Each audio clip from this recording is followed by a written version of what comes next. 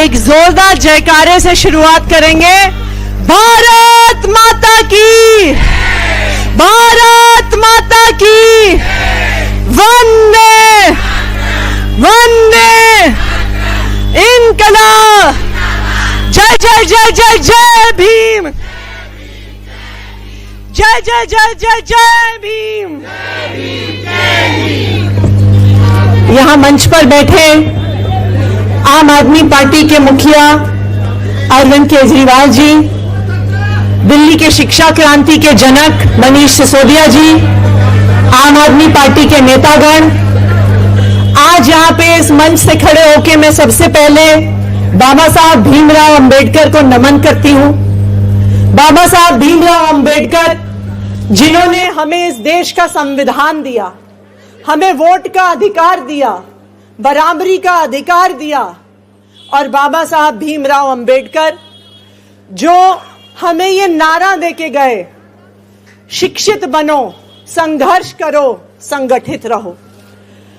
लेकिन बाबा साहब का सपना कि हर बच्चे को अच्छी से अच्छी शिक्षा मिल सके, उनके 75 साल के बाद भी अगर एक राज्य में और एक सरकार ने और एक नेता ने पूरा किया तो वो सरकार दिल्ली सरकार है और वो नेता अरविंद केजरीवाल हैं, जिन्होंने 10 साल से लगातार अपने बजट का 25% हिस्सा शिक्षा पे लगाया, जिन्होंने सरकारी स्कूलों को प्राइवेट स्कूलों से बेहतर बनाया, जिन्होंने गरीब परिवार से आने वाले बच्चों को जेईई और नीट के एग्जाम क्लियर करने का मौका दिया, जिन्होंने दिल्ली सरकारी स्कूलों में पढ़ने वाले गरीब बच्चों को विदेश जाके, पेरिस जाके पढ़ने का मौका दिया, फ्रेंच सीखने का मौका दिया, वो नेता अरविंद केजरीवाल हैं, जिन्होंने आज दिल्ली के बच्चों को शानदार शिक्षा दी है। लेकिन कई बार ये सवाल उठता है कि बच्चे स्कूलों में तो अच्छी शिक्षा पा लेते हैं, लेकिन एक गरीब परिवार का बच्चा, एक पिछड़े परिवार का बच्चा स्कूल की शिक्षा पाने के बाद आगे कैसे बढ़ेगा? जैसा कि आप जानते हैं कि जब भी कोई आम इंसान, कोई गरीब इंसान, किसी भी पिछड़े हुए तबके का व्यक्ति अगर परेशान होता है तो उस परेशानी का समाधान हमारे नेता अरविंद केजरीवाल जी निकालते हैं। और अब मैं उनको आमंत्रित करती हूं आपके बीच में इसी तरह की एक हमारे दिल्ली के बच्चों के लिए एक नई और शानदार योजना की घोषणा करने के लिए अरविंद केजरीवाल जी के लिए जोरदार तालियां बजाइए।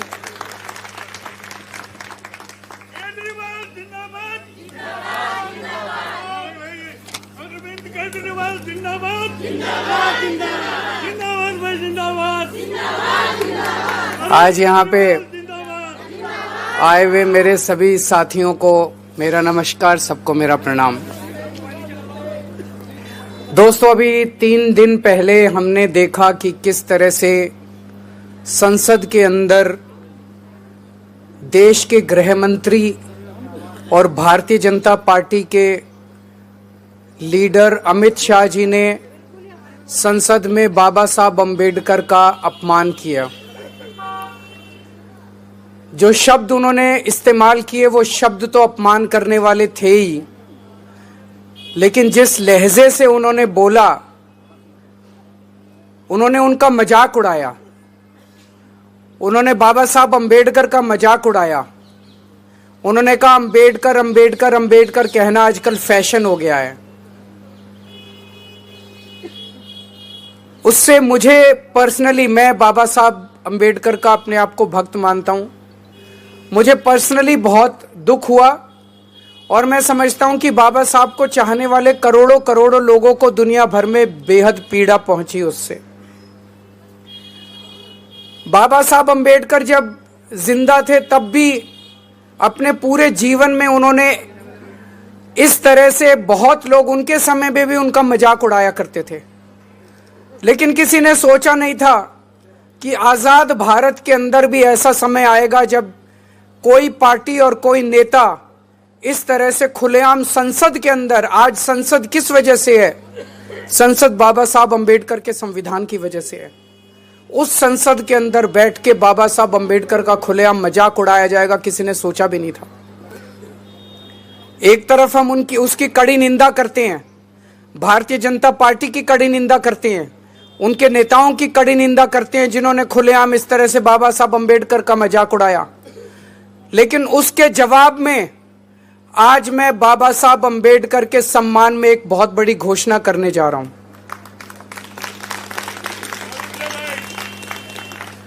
बाबा साहब अंबेडकर ने सबसे ज्यादा तवज्जो दी थी शिक्षा को।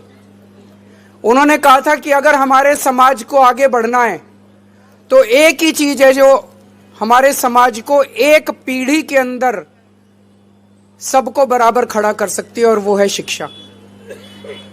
उन्होंने अपनी जिंदगी में शिक्षा पाने के लिए जितने संघर्ष किए उसकी हम कल्पना भी नहीं कर सकते। उनके जमाने में हम जानते हैं बहुत ज्यादा छुआछूत थी। वो जब स्कूल जाते थे तो अपने साथ टाट पट्टी लेके जाते थे।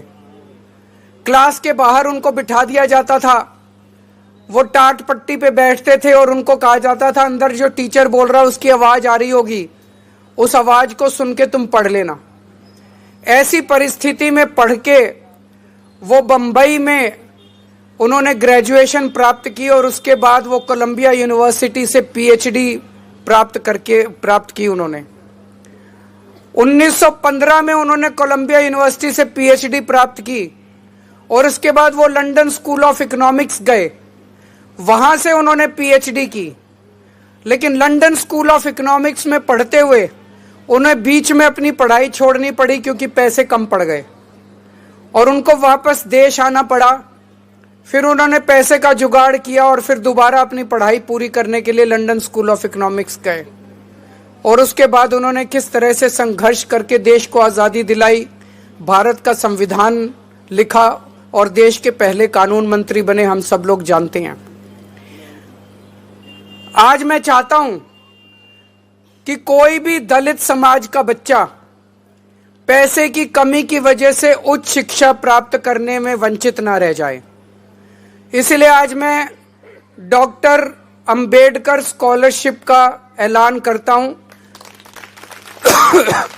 कि दलित समाज का कोई भी बच्चा अगर दुनिया की किसी भी टॉप की यूनिवर्सिटी में पढ़ना चाहेगा तो वो बच्चा उस यूनिवर्सिटी में एडमिशन ले ले। बस एडमिशन लेने के बाद उसका सारा पढ़ाई का खर्चा, आने जाने का खर्चा, सारा खर्चा दिल्ली सरकार वहन करेगी।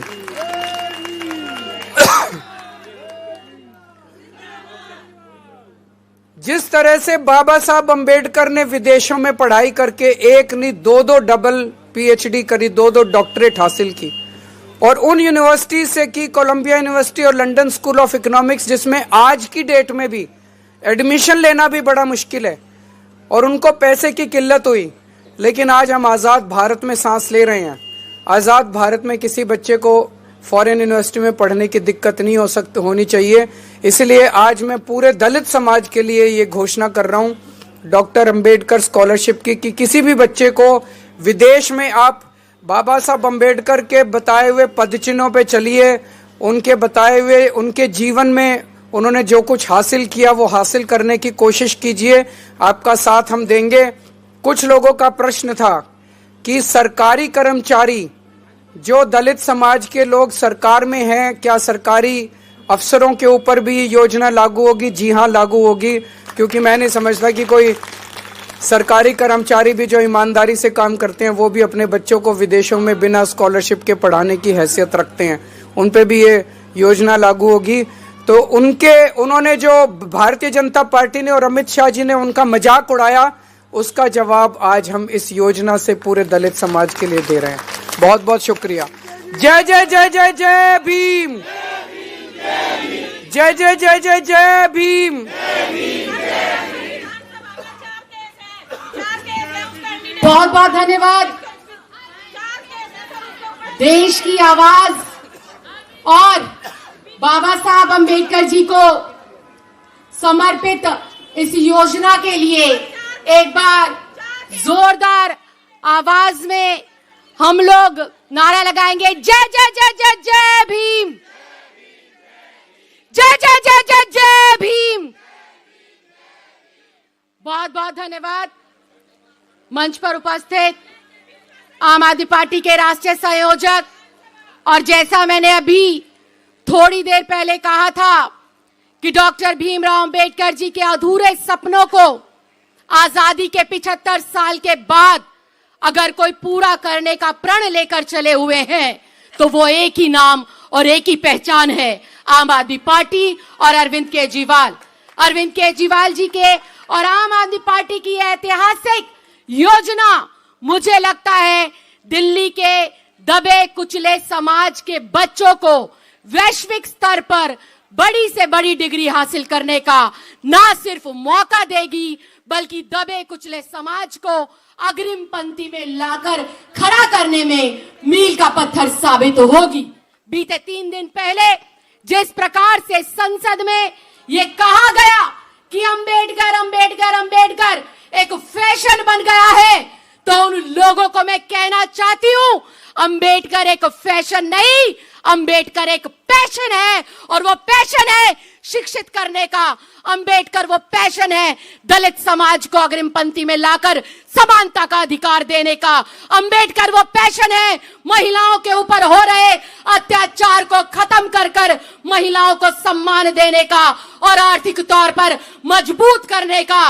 और डॉक्टर भीमराव अंबेडकर जी के उस पैशन को फॉलो कर रहे हैं दिल्ली के लोकप्रिय नेता, हम सब के भाई, दिल्ली के बेटे अरविंद केजरीवाल। एक ऐसा नेता, एक ऐसा भाई जो दिन रात 24 घंटे सिर्फ और सिर्फ बाबा साहब के पद चिन्हों पर चलने का काम करता है, उनकी जीवनी को पढ़कर उनके मार्गदर्शन में चलने का काम करता है, संघर्ष करता है सत्ता विरोधी और तानाशाही और लोकतंत्र विरोधी लोगों के साथ, और संघर्ष करता है देश की एकता, अखंडता, भाईचारे को मजबूत करने के लिए और शिक्षित करने के लिए समय समय पर शिक्षा जगत में ऐतिहासिक क्रांतिकारी कदम उठाकर देश के हाशिए पर पड़े हुए, दिल्ली के हाशिए पर पड़े हुए बहनों को, बेटियों को, दलितों को, अगड़े को, पिछड़े को शिक्षित करने का मौका देता है, स्वस्थ करने का मौका देता है,